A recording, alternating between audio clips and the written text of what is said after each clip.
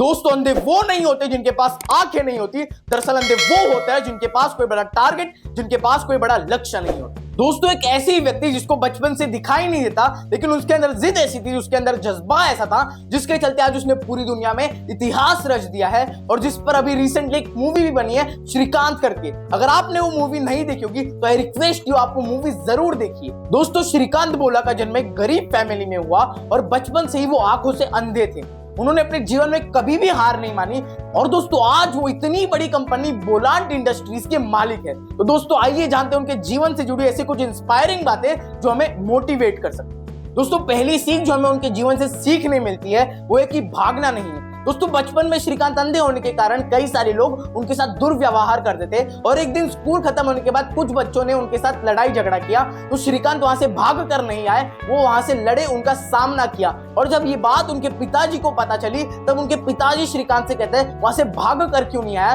तब श्रीकांत जो लाइन बोलते हैं वो हमें इंस्पायर करती है, मोटिवेट करती है। श्रीकांत अपने पिता को कहते हैं कि पिताजी मैं अंधा हूं, मैं भाग नहीं सकता, मैं बस लड़ सकता हूं। दोस्तों हमारे पास आंखें होने के बाद भी हम बड़ी बड़ी चुनौतियों को, छोटे छोटे प्रॉब्लम से डर कर भाग आते हैं। हमें वैसा करना नहीं, हमें उन प्रॉब्लम्स का सामना करना है, उनका सलूशन निकालना है। और यदि एक बार हम लोग उनका सामना करना सीख गए तो ऐसी कोई चीज नहीं है जो हमें सफल बनाने से रोक सकती। दोस्तों दूसरी सीख जो हमें उनके जीवन से सीखनी मिलती है वो है रिवॉल्यूशनरी। दोस्तों जब उन्हें 10th में 96% आए तब उन्हें साइंस स्ट्रीम में एडमिशन लेना था, लेकिन हैदराबाद के सारे कॉलेजेस कहते थे कि हमारे पास साइंस स्ट्रीम का ऑप्शन है लेकिन स्पेशली एबल्ड चाइल्ड के लिए हमारे पास टीचर्स नहीं है। तब अगर कोई और बच्चा होता तो कोई और स्ट्रीम चूज करके आगे बढ़ता, लेकिन श्रीकांत उनमें से नहीं था। श्रीकांत ने ठान लिया था कि अगर मैं एडमिशन लूंगा तो साइंस में लूंगा और फिर उन्होंने पूरे इंडियन एजुकेशन सिस्टम के ऊपर केस ठोक दिया कि मेरे को 96% आने के बाद भी ये सारी कॉलेजेस मुझे साइंस में एडमिशन नहीं दे रही है। और जब उन्हें एडमिशन मिला तो जिस कॉलेज में श्रीकांत पढ़ा करते 12th में 98% लाने के बाद उन्होंने ये साबित करके दिखाया कि हम अंधे बच्चे कुछ भी कर सकते हैं अगर ठान लेते। दोस्तों जो तीसरी सीख जो हमें उनसे सीखने मिलती है वो है क्लियर विजन। दोस्तों जब लीड इंडिया मूवमेंट भारत में शुरू था तब जब श्रीकांत पहली बार एपीजे अब्दुल कलाम से मिलते हैं तब एपीजे अब्दुल कलाम उनसे पूछते हैं कि जेंटलमैन आपको बड़ा होकर क्या बनना है। तब श्रीकांत कहते हैं मुझे विजुअली चैलेंज देश का पहला प्रेसिडेंट बनना है। ये जवाब सुन के एपीजे अब्दुल कलाम बहुत इंस्पायर होते हैं और ताली बजाते हुए कहते हैं कि मैं उस दिन का इंतजार करूंगा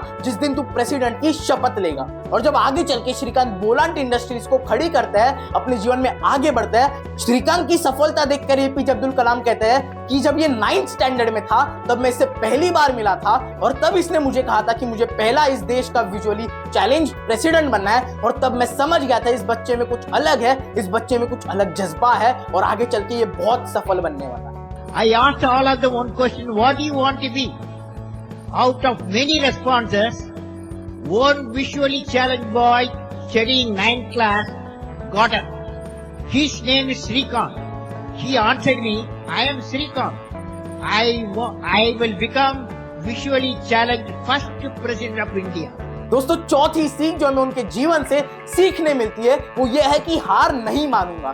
दोस्तों 12th में 98 स्कोर करने के बाद श्रीकांत को MIT करना था और इंडिया में कोई भी कॉलेज उसे MIT के लिए सीट नहीं दे रहा था क्योंकि वो विजुअली चैलेंज था। तो उसने हार नहीं मानी, उसने अब्रॉड में अप्लाई किया और अमेरिका के टॉप 4 MITs ने उसे स्कॉलरशिप दी और अमेरिका बुलाया पढ़ने के लिए। और अमेरिका में भी जाकर श्रीकांत ने वही किया जो भारत में वो आज तक करते आए, वहां पे भी इतिहास रच डाला। दोस्तों पांचवी सीख जो हमें उनके जीवन से सीखने मिलती है वो ये है कि अगर आपके मन के अंदर वो जिद हो तो ऐसी कोई ताकत नहीं है जो आपको रोक सकती है। दोस्तों श्रीकांत के दादाजी का सपना था कि श्रीकांत क्रिकेटर बनना चाहिए और जब श्रीकांत को यह महसूस हुआ कि अभी मैंने पढ़ाई कर ली है, मुझे क्रिकेट खेलना है और वो क्रिकेट खेलना शुरू करते हैं और क्रिकेट खेलते खेलते वो इंडियन नेशनल टीम में सिलेक्ट भी हो जाते हैं। दोस्तों क्रिकेट टूर्नामेंट शुरू होने के 2 महीने पहले श्रीकांत को ऑफर आता है कि आपको अमेरिका बुलाया गया है और ऑफर के चलते श्रीकांत अपना क्रिकेटर बनने का सपना अधूरा छोड़ते हैं। दोस्तों जब अमेरिका जाने के बाद उन्हें बेसबॉल खेलने का मौका मिलता है तब वहां पे भी वो अपने हुनर को साबित करते हैं और बेसबॉल में आज तक का सबसे लॉन्गेस्ट हिट मारते हैं जिसके कारण फोर्ब्स ने भी